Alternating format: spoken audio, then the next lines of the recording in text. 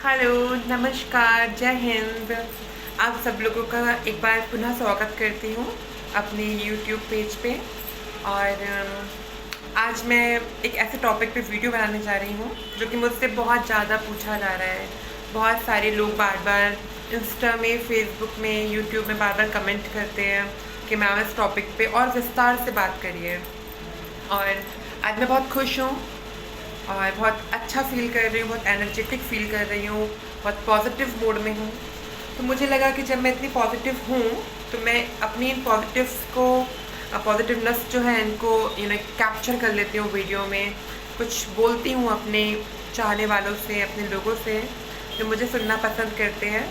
और जब मैंने सोचा कि मैं किस बारे में बात करूँ आज, क्योंकि मैं इतनी पॉजिटिव हूँ तो क्या पॉजिटिव मैसेज दूँ, तो मुझे जब मैंने अपने यूट्यूब को और फेसबुक और इंस्टा इनबॉक्स को छाना, चेक करा, तो एक क्वेश्चन था जो बार बार लोग पूछ रहे हैं। और उस एक क्वेश्चन पे मैं वीडियो बना चुकी हूँ और मेरे यूट्यूब में सबसे ज़्यादा पॉपुलर वीडियो भी वही हो रही है। और उसी टॉपिक पे दोबारा से मुझसे कहा जा रहा है कि मैं बात करूँ, थोड़ी डिटेल में बात करूँ। तो ठीक है, हम आपके लिए हैं, आपकी सेवा के लिए हैं।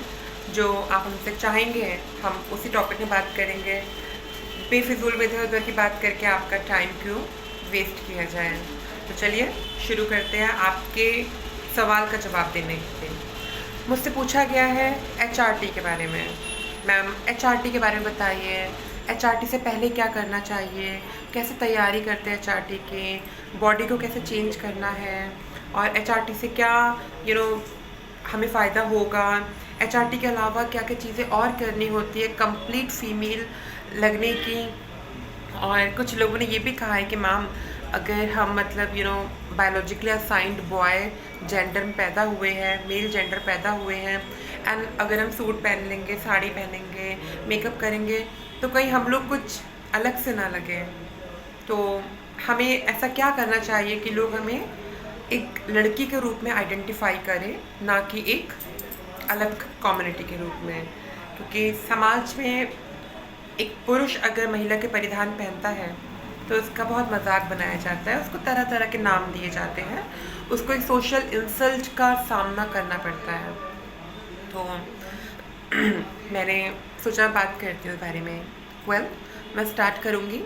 सबसे इम्पॉर्टेंट, अगर एक ट्रांसजेंडर की लाइफ में कोई फैसला होता है तो वो होता है एचआरटी का। एचआरटी मतलब हार्मोनल रिप्लेसमेंट ट्रीटमेंट थेरेपी।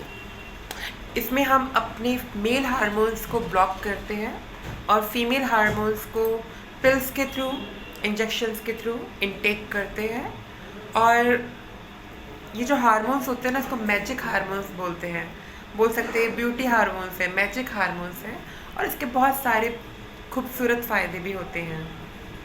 कुछ ड्रॉबैक्स हैं जो कि हर चीज़ के हैं, जैसे कि सूरज है, उसकी धूप जो होती है वो हमें विटामिन डी भी देती है, बोन्स को मजबूत करती है, लेकिन कहीं ना कहीं स्किन भी ख़राब होती है, ज़्यादा देर बैठ जाते हैं।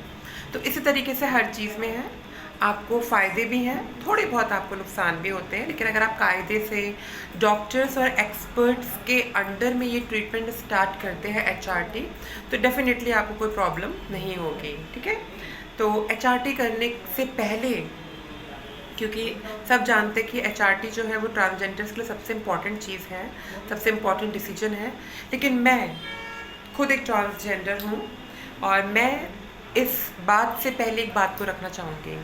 बेशक एचआरटी हमारी और आपकी लाइफ का सबसे इम्पॉर्टेंट फैसला होता है, लेकिन उससे भी बहुत ज़्यादा इम्पॉर्टेंट चीज़ है आपकी एजुकेशन। आपको अपनी एजुकेशन ज़रूर से कंप्लीट करनी चाहिए।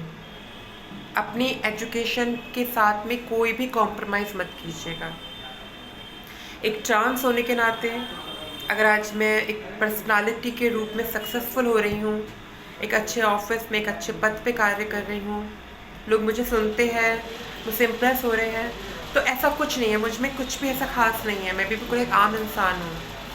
कुछ जो मेरे अंदर है जो कि मुझे आम से खास की श्रेणी में लेके आ रहा है, तो वो है मेरा पढ़ा लिखा होना, मेरी एजुकेशन जो मैंने कंप्लीट करी है और जो एक ज्ञान मैंने अर्जित करा है पढ़ाई लिखाई करके, इससे मेरे को न सिर्फ आत्मबोध हुआ है बल्कि स्वयं का बोध भी हुआ है। और इस ज्ञान बोध के साथ में मैं अपनी बात को बहुत ही सकारात्मक और बेहतर तरीके से प्रस्तुत कर सकती हूँ।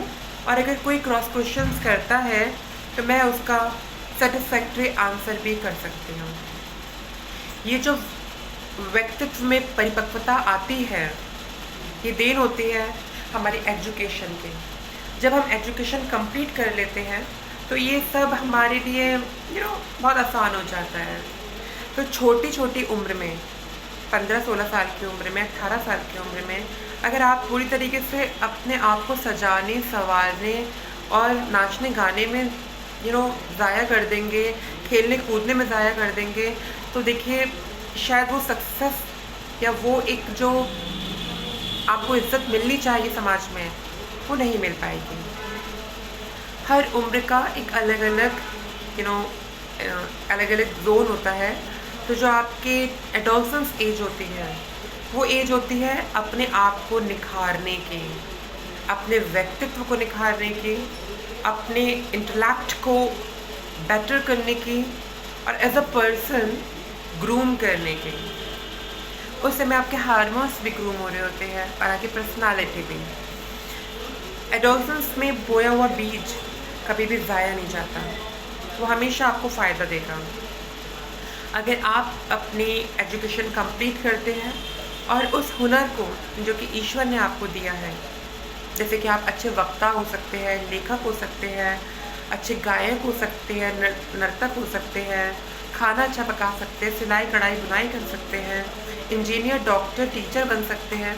जो भी हुनर प्रकृति ने आपको दिया है और आप महसूस कर रहे हैं कि हाँ मैं इस काम को बेहतर तरीके से कर सकती हूँ, तो उस चीज़ की बाकायदा तैयारी कीजिए, उसमें महारत हासिल कीजिए, उसकी स्टडीज़ कंप्लीट कीजिए, डिप्लोमा डिग्री अपने हाथ में लेके रखिए।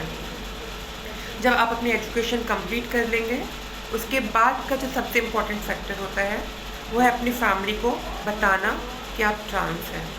देखिए, आपकी फैमिली हो चाहे मेरी फैमिली हो, हमारी फैमिलीज जानती हैं कि हम ट्रांस हैं, क्योंकि हमारा व्यक्तित्व बहुत छोटेपन से, बचपन से ही बहुत फेमिनिन होता है। लोग खुद ब खुद देख के समझ जाते हैं कि ये बच्चा जो है ये परिवार के और बच्चों से थोड़ा सा अलग है।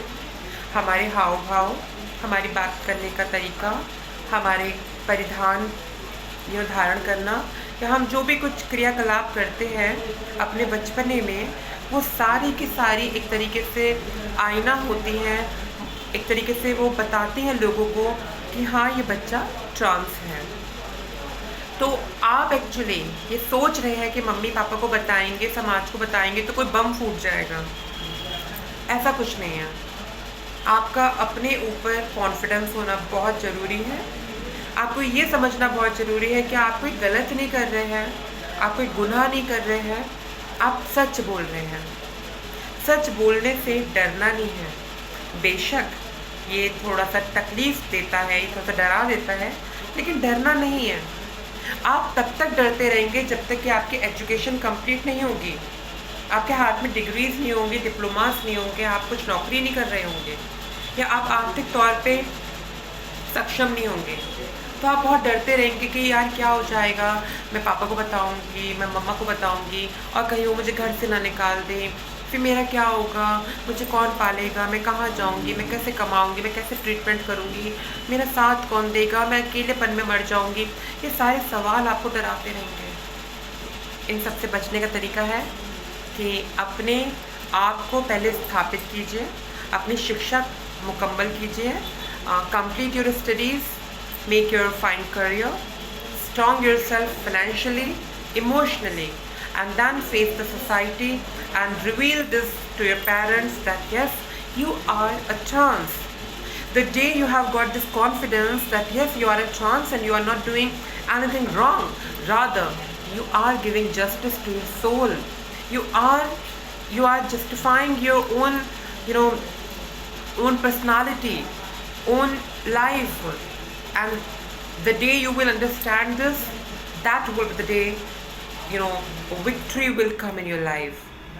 Definitely, it will take time, but it is not that impossible what you think. जब तक आप रिवील नहीं करेंगे, ये पहाड़ सामने खड़ा रहेगा. जिस दिन आप फेस कर लेंगे, ये पहाड़ बहुत छोटा सा लगेगा. जब मैंने अपने पेरेंट्स को बताया तो मुझे लगता था मैं कैसे बताऊंगी, पापा कैसे रिएक्ट करेंगे, मम्मा क्या कहेंगी, ये वो तरह तरह की परेशानी जो आप लोग महसूस करते हैं. लेकिन आज जब मैं सोचती हूँ कि मैंने बता दिया तो मुझे लगता अरे यार, मैंने इतना समय ज़ाया क्यों कर दिया. ये बात मैंने शायद 10 साल पहले बता दी होती तो मैं उन 10 सालों को भी एज अ फीमेल एंजॉय कर चुकी होती. तो जो गलती मैंने करी वो आपको नहीं करनी है. आप अपनी स्टडीज़ कंप्लीट कीजिए. 22, 23, 25 साल तक अपने आप को इमोशनली और फाइनेंशियली और इंटेलेक्चुअली स्ट्रॉन्ग कर लीजिए. इतने स्ट्रॉन्ग कर लीजिए कि अगर कोई आपको सपोर्ट ना भी करे ना तो आपको ज़रूरत ना पड़े किसी की. आप इस लायक बनिए कि आप दुनिया को सपोर्ट कर सकें. और फिर 25 इयर्स हो जाने के बाद ज़िंदगी शुरू ही होगी. आप बिल्कुल एकदम परिपक्व होंगे, हर तरीके से सेटल्ड होंगे. उसके बाद आप HRT स्टार्ट कीजिए. बेशक अगर आप HRT एडोलसेंस में लेते हैं तो उसके बहुत खूबसूरत परिणाम आएंगे. लेकिन अगर आप 25 साल तक या 22-23 साल तक अपनी स्टडीज़ को कंप्लीट करते हैं, अपने आप को फाइनेंशियली और इमोशनली स्ट्रॉन्ग करते हैं, तो भी कुछ बहुत बड़ा घाटा नहीं होने का. मैंने 30+ ये काम किया था और मैं एक अच्छी ज़िंदगी जी रही हूँ. एक खुशहाल और एक अच्छी लाइफ जो एक नॉर्मल लड़की जीती है, मैं वैसी ज़िंदगी जी रही हूँ. कोई प्रॉब्लम नहीं है, ना पर्सनालिटी में, ना वॉइस में और ना अपीयरेंस में. हर तरीके से मैं खुश हूँ, सेटिस्फाई हूँ. तो अपने आप को कुछ टाइम दीजिए अपनी एजुकेशन कंप्लीट करने के लिए और उसके बाद HRT स्टार्ट कीजिए. अब आते हैं HRT पे. HRT से पहले आपको अपने व्यक्तित्व में बहुत सारे चेंजेस करने ज़रूरी है. देखिए, एक पुरुष का महिला के समान बिहेव करना समाज में आपको हास्य का पात्र बना सकता है. एक मर्द जो कि 24-25 साल तक एकदम मैन के समान काम करता है, वो अचानक से जब एक फ़ीमेल अपीयरेंस में आता है तो उसकी सोसाइटी में बहुत मौकरी होती है, बहुत इंसल्ट होती है. तो आपको अपने आप को इस तरीके से नहीं करना है. आपको अपने आप के ऊपर कंट्रोल करना है. अपने आप के ऊपर आपको तैयारी करनी है. आपको अपने चलने फिरने के तरीके से लेके अपने कपड़े पहनने के तरीक़ों में, अपने बातचीत करने के तरीक़ों में, अपने मेकअप वेयर करने के तरीक़ों में, और कोई भी आप एसेसरीज़ पहनते हैं, टैटू वगैरह बनवा रखे हैं या कुछ भी आपका ऐसा है जो कि आपको आपके अपीयरेंस को लोगों के सामने लेके आ रहा है, तो प्लीज़ उसके ऊपर थोड़ा सा फोकस कीजिए. Before coming to the HRT, better improve your personality as a women, because now you are going to start your HRT. HRT एक बहुत मेडिकल प्रोसीजर है जहाँ पे कि आपको मेडिसिन लेनी होती है और फिज़िकली आप अपने आप को ट्रांसफॉर्म करते हैं मेल टू फीमेल या फीमेल टू मेल.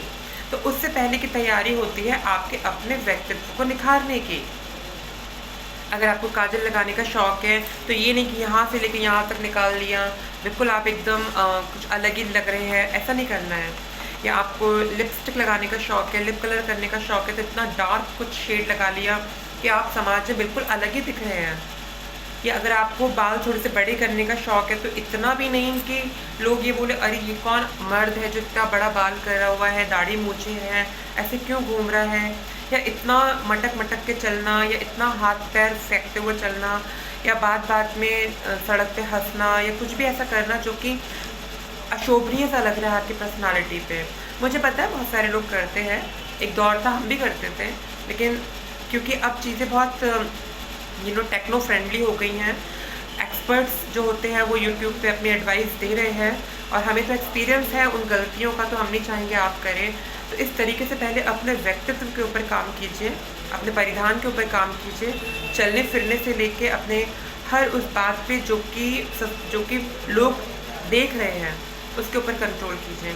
अगर आपने 1 साल भी यहाँ पे बिहेव स्टार्ट कर दिया, उसके बाद में आप अपनी HRT स्टार्ट कर सकते हैं. आप शुरुआत कीजिएगा जब अपने HRT करवाते हैं तो आप एक अपने साइकेट्रिस्ट से मिल सकते हैं. एक सीनियर साइकेट्रिस्ट और साइकोलॉजिस्ट से आप मिलिए. अपने बारे में उनको बताइए और अपने कुछ बचपन के फ़ोटोग्राफ्स, अपने ब्लड रिलेटिव, अपने एक सबसे अच्छे दोस्त जो कि आपकी ज़िंदगी के सारे राज जानता हो और तकरीबन 5 से 10 साल तक आपके साथ में रहा हो, ऐसे दोस्तों को या ऐसे परिवार के लोगों को और उन फ़ोटोग्राफ्स को लेके आप एक साइकियाट्रिस्ट से मिल सकते हैं। वो आपकी काउंसलिंग करेंगे। 6 से 8 सेशंस काउंसलिंग के होते हैं। ये डिपेंड करता है कि आप कितने इमोशनली मैच्योर हैं। मैं तो शायद 4-5 सेशन से लिए थे और डॉक्टर ने कह दिया था कि yes, you are a girl, you are a female and there is the female soul trapped in your male body. So मेरे को बहुत जल्दी सर्टिफिकेट मिल गया था। बहुत सारे बच्चे होते हैं डॉक्टर के सामने, बहुत रोते हैं, बहुत परेशान होते हैं, वो खुद ही नहीं डिसाइड कर पाते कि हमें करना क्या है। तो डॉक्टर्स काउंसलिंग सेशंस बढ़ा देते हैं और 12-12, 15-15 सेशंस भी हो जाते हैं। तो वहाँ पे टाइम वेस्ट नहीं करना है। काउंसलिंग में जैसे आपको लेटर मिलता है, आप तुरंत ही अपने हार्मोन्स के डॉक्टर के पास जाते हैं। एंड्रोकोलॉजिस्ट से आप मिलिए और आप उनको सारी परेशानी बताइए। अपने साइकियाट्रिस्ट का जो लेटर होता है वो आप उनको सबमिट करिए और वहाँ से आपको हार्मोन्स स्टार्ट हो जाएंगे। यूट्यूब में बहुत सारे लोग पूछते दीदी हम क्या खाएं, हम क्या करना चाहिए। ठीक है, मैं बताती हूँ कि मेडिसिन खाने चाहिए, ये खा लीजिए, वो खा लीजिए, क्योंकि कुछ लोग बहुत ही आइसोलेटेड क्षेत्रों में हैं, वहाँ पे साइकियाट्रिस्ट नहीं हैं, अच्छे एंड्रोकोलॉजिस्ट नहीं हैं। लेकिन देखिए ये तरीका नहीं है। सेल्फ मेडिकेशन कभी भी अप्रूव्ड नहीं होता है और अच्छा नहीं होता है, क्योंकि हार्मोन्स लेना इसका मतलब है कि अपने मेल बॉडी को फीमेल में ट्रांसफ़र करना। इसलिए अपने एंड्रोकोलॉजिस्ट से सलाह मशवरा करके लीजिए। अगर आपको कुछ प्रॉब्लम्स है, सच एज़ कि अगर आप हार्ट पेशेंट है, शुगर पेशेंट है, बीपी पेशेंट है, आपके लिवर में कोई प्रॉब्लम है, या आपके यूरिनल कोई इन्फेक्शन है, यूरिनल कोई समस्या है, या आपको कुछ मेंटल ट्रोमा है, कुछ मेंटल डिप्रेशन रहता है, आपको सांस लेने में दिक्कत है, तो इस तरीके की अगर परेशानियां हैं तो मैं हाथ जोड़ के निवेदन करूंगी, प्लीज़ किसी यूट्यूब को सुन के या किसी वीडियो को या गूगल सर्च करके कोई भी ऐसा पिल्स मत खाइए, क्योंकि ये आपकी बॉडी में, जब हम फीमेल हार्मोन्स लेते हैं तो हमारी बॉडी में ब्लड क्लॉट्स बन जाते हैं और ये ब्लड क्लॉट्स जो होता है ये आपके हार्ट को भी इफ़ेक्ट कर सकते हैं और आपको कभी कभी बहुत माइनर स्टेज पे आपको कैंसर की भी समस्या हो सकती है, किडनी रिलेटेड समस्या हो सकती है। तो अपने डॉक्टर से कंसल्ट जरूर कीजिए। डॉक्टर आपको बहुत ही मिनिमम डोजेस देना स्टार्ट करेंगे, जिसमें एंटी ब्लॉकर्स होते हैं जो कि आपके मेल हार्मोन्स को डाउन करते हैं, सप्रेस्ड करते हैं, और आपके फीमेल हार्मोन्स के लिए डॉक्टर्स आपको फीमेल पिल्स देते हैं जिसमें कि एस्ट्रोजन होता है। जब आप एस्ट्रोजन लेना स्टार्ट करते हैं तो आपकी बॉडी में धीरे धीरे वो चेंजेस आने लग जाते हैं, जो मैं अपनी एक वीडियो में पहले ही डिस्कस कर चुकी हूँ कि क्या क्या चेंजेस आते हैं। इन शॉर्ट मैं बताऊँगी कि आपके बाल बहुत खूबसूरत हो जाते हैं, उनका टेक्सचर अच्छा हो जाता है और वो घने हो जाते हैं, सिल्की हो जाते हैं, आपका फेस फेमिनिन हो जाता है, आपके फीचर्स बहुत शार्प हो जाते हैं, आपकी वॉइस पिच जो होती है वो बेटर हो जाती है पहले से, और आपके नेल्स, आपकी स्किन बहुत क्लियर हो जाती है, नेल्स ब्रिटल नहीं होते हैं, टूटते नहीं हैं, और आपकी जो स्किन होती है वो क्लीन हो जाती है, एक टोन फेयर हो जाती है, और आपकी जो पर्सनालिटी होती है उसमें फ़ैट का जो डिस्ट्रीब्यूशन होता है वो बहुत हद तक चेंज होकर फेमिनिन हो जाता है। आपके जो फैट स्टोर एरियाज़ होते हैं वो from male to female convert होना शुरू हो जाते हैं और धीरे धीरे उन जगहों पे स्टोर हो जाते हैं जहाँ पे कि फीमेल के होने चाहिए। ये सब कुछ प्रोसीजर होता है जो कि आपको 3 महीने हार्मोन्स लेने के बाद से 2 साल तक देखने को मिलता है और दिखता है अच्छे से। बहुत सारे ऐसे चेंजेस होते हैं जो कि अगर आप डॉक्टर से कंसल्ट करेंगे तो आपको कोई प्रॉब्लम नहीं होगी। कुछ एक टेस्ट होते हैं जो कि आपको ज़रूर करवाने चाहिए और कुछ एक बातें होती हैं जो आपको कभी नहीं करनी चाहिए। से नो टू स्मोकिंग, सबसे गंदी चीज़। अगर आप हार्मोन्स ले रहे हैं, अगर आपका ख्वाब है खूबसूरत लड़की बनने का, तो मान के चलिए कि आपको सिगरेट नहीं पीनी है। सिगरेट आपके लिए जहर है। मैंने खुद देखा है, मेरी कुछ फ्रेंड्स थी जिन्होंने ट्रांजिशंस में थी और उनको बहुत प्रॉब्लम हुई, वो स्मोक करती थी। डॉक्टर ने कहा था कि 6 महीने तक स्मोक नहीं करनी है। जरा सा भी कार्बन डाइऑक्साइड आपके बॉडी में नहीं होना चाहिए, क्योंकि आपका कोलन कट होता है, प्रॉब्लम होती है, तो इसलिए आपको वो चीज़ नहीं करनी है। तो मेरे फ्रेंड लोग ने करा और फिर बहुत प्रॉब्लम हुई। इसके मतलब मान के चलिए कि जब वो ऑपरेशन थिएटर से बाहर आए तो होश में आने में बहुत प्रॉब्लम हो गई थी, मरते मरते बचता है इंसान। तो प्लीज़ डिस्टर्ब नहीं करना है अपने बॉडी को, आपको बस ऐसे करना है कि आपके हार्मोन्स जो है वो अच्छा इफ़ेक्ट करें। अल्कोहल मत लीजिए और बिल्कुल भी आप सिगरेट मत पीजिए। टबैको का सेवन करते हैं तो मान के चलिए आप मौत को न्योता दे रहे हैं, बिल्कुल भी नहीं करना है आपको ये सब काम, ठीक है। उसके अलावा डॉक्टर से कंसल्ट करते रहिए, हर 6 महीने में चेकअप करवाइए। जब मैं हार्मोन्स ले रही थी तो आप बिलीव नहीं मानेंगे, मैंने हर 2 महीने बाद अपना बॉडी चेकअप करवाया है। पैसे खर्च होते थे, लेकिन क्योंकि मुझे अपने आप से प्यार था, मैं यूं ही लड़की नहीं बनना चाहती थी। मैं चाहती थी कि एक अच्छी लाइफ आगे आए और एक खूबसूरती के साथ एक कंप्लीट चेहरा सामने आए। तो मैंने हर 2 महीने में अपनी पूरी बॉडी का चेकअप करवाया है। अपनी लिवर, अपना किडनी, अपना हार्ट, मैं हर 2 महीने में पूरा चेक करवाती थी। यहाँ तक कि मैं अपने ब्लड काउंट भी करवाया करती थी कि कोई प्रॉब्लम तो नहीं हो रही है कहीं पे। और स्मोकिंग, टबैको, इन सबको बिल्कुल दूर कर दीजिए। आप प्रोटीन डाइट लीजिए, आप कैल्शियम लीजिए, वाइटामिन्स लीजिए, जितनी एक्सरसाइज कर सकते हैं वो कीजिए, जिम जाइए, योगा करिए, नारियल पानी पी लीजिए। और जितना डाइट करेंगे, जितना अपने आप को शेप में रखने की कोशिश करेंगे, उतना आपकी सर्जरी बेनिफिट रिजल्ट आपको देगी, ठीक है। हार्मोन्स लीजिए, लेकिन साथ साथ में अपने साथ कोई खिलवाड़ मत कीजिए। Once your hormones this period is completed, then you can go to your surgeon. आपको हार्मोनल डॉक्टर्स जो होंगे ना, एंडोक्रोलॉजिस्ट होते हैं, वो खुद ही सर्जन के पास में रेफ़र कर देते हैं। आपकी फ़ाइल वहाँ से हट के फिर सर्जन के पास जाती है और सर्जन फिर आपकी पूरी बॉडी का एक चेकअप करते हैं, जिसमें सबसे इम्पॉर्टेंट चेकअप होता है इको स्ट्रेस। इको स्ट्रेस एक ऐसा टेस्ट होता है जिसमें कि आपको एक ऐसी मशीन पे, मतलब कि जैसे आप जिम वगैरह जाते होंगे तो आपको ट्रेडमिल पे रखा जाता है, तो आपको ट्रेडमिल पे खड़ा किया जाएगा और आपको धीरे धीरे चलने से इतना तेज़ दौड़ाया जाएगा और आपकी पूरी बॉडी में अलग अलग पॉइंट्स पे कुछ इक्विपमेंट्स चिपके होते हैं जो कि रीडिंग आपको मॉनिटर पे आती रहती हैं। उस रीडिंग में आपके स्ट्रेस लेवल को देखा जाता है। वो स्ट्रेस लेवल आपका बहुत अच्छा होना चाहिए। भगवान जी की दुआ से मेरा स्ट्रेस लेवल मतलब 10+ जा रहा था, बहुत अच्छा था। उस समय आपको घबराना नहीं है, उस समय आपको अपने दिल की धड़कनें बहुत घबरानी नहीं चाहिए, डरनी नहीं चाहिए। वो एक करेक्शन सर्टिफिकेट होता है, वो मिलते ही आपका सर्जन आपकी सर्जरी कर देते हैं।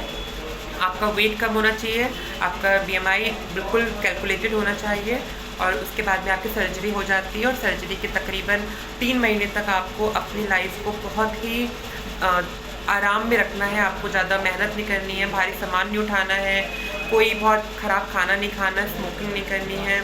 आपको कंप्लीट बेड रेस्ट पे रहिए, डाइलिटेशन प्रॉपर करते रहिए और 3 महीने के बाद आप देखेंगे कि आपके अंदर से एक बहुत खूबसूरत सी लड़की जन्म ले लेगी। तो ये एक पूरी प्रोसीजर है, पूरा एक तरीका है MTF में आने का, मेल टू फीमेल होने का। ऐसा नहीं है कि बस कहीं से कुछ देख लिया और कहीं से कुछ सुन के करना शुरू कर दिया। पूरी प्रोसीजर जानिए और उसके बाद तरीके से काम कीजिए। फर्स्ट एजुकेशन कंप्लीट कीजिए, अपनी पर्सनालिटी पे काम कीजिए, हार्मोन्स काउंसलिंग करवाइए, हार्मोन्स लीजिए, सर्जरी करवाइए, बेड रेस्ट कीजिए and just come out in the society as a complete female. I am as an example sitting here. I'm enjoying my life. I'm enjoying my everything, day to day life what a normal female enjoys. Even I'm also enjoying the same thing. So बस इन्हीं शब्दों के साथ में, इन्हीं message के साथ में मैं वीडियो को विराम देती हूँ और मैं चाहूँगी कि आप सब लोग कमेंट में बताएं कि आपको क्या करना है आगे, आप किस तरीके से अपनी लाइफ की स्ट्रेटजीज कर रहे हैं, आपको क्या दिक्कतें आ रही हैं, कहाँ पे आपको ऐसा लगता है कि आपको एक एक्सपर्ट की ज़रूरत है, एडवाइस की ज़रूरत है। आप प्लीज़ मुझे कमेंट सेशन में बताइएगा। और कुछ भी ऐसा जो कि आपको लगता है कि आपको अच्छा लगा हो इस वीडियो में, वो ज़रूर से बताइएगा, क्योंकि वो मोटिवेट करता है मुझे आगे की वीडियोस बनाने के लिए। तो please stay connected with me and soon I will be back on my YouTube channel with a new informative video. तब तक के लिए नमस्कार, जय हिंद, जय भारत, सब खुश रहिए।